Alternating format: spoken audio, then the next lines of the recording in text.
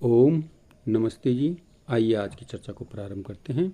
यजुर्वेद के 40वें अध्याय का 14वां मंत्र।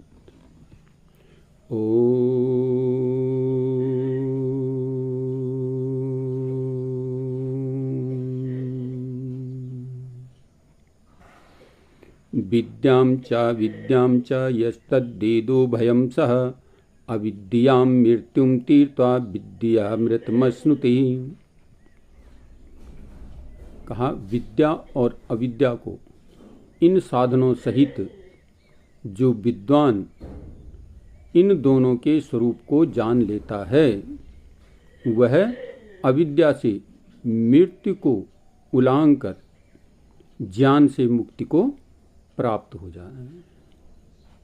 तो बहुत सुंदर बात इस मंत्र में बताई गई है कि मनुष्य, जो विद्वान, जो व्यक्ति, जो मनुष्य विद्या और अविद्या इन दोनों साधनों को सहित जान करके, इनको ठीक प्रकार से जान करके और इनसे ठीक ठीक प्रकार से उपयोग करता है, ठीक प्रकार से उपभोग करता है, तो वो कहते हैं मृत्यु को लांघ लेता है और अमृत को प्राप्त कर लेता है, मोक्ष को प्राप्त कर लेता है। तो विद्या संसारिक पदार्थों को जानना और अविद्या इनसे अनभिज्ञ रहना। ये शरीर ही सब कुछ है, इसकी अविद्या है।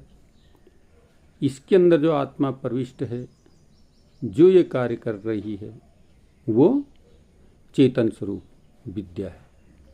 तो विद्या और अविद्या को जानकर जो व्यक्ति अपने आप को ठीक प्रकार से उपयोग में लेता है, संसारिक नियमों का ठीक प्रकार से पालन करता है, कहते हैं वो मृत्यु को पार करके अमृत को प्राप्त हो जाता है।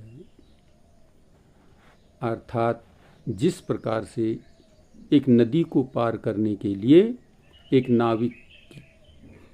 नाव की आवश्यकता होती है और नाव में बैठ करके व्यक्ति उसके चप्पू चलाते हुए जो है इस पार से उस पार को पहुंच जाता है, ठीक इसी प्रकार से जो व्यक्ति ज्ञान से परिपूर्ण हो जाता है वो इस शरीर से सत्कर्मों को करता हुआ, उत्तम कर्मों को करता हुआ, अच्छे कर्मों को करता हुआ मृत्यु बंधन से मुक्त होकर के जो है मोक्ष को प्राप्त कर लेता है। तो बहुत सुंदर चर्चा इस मंत्र में आई है।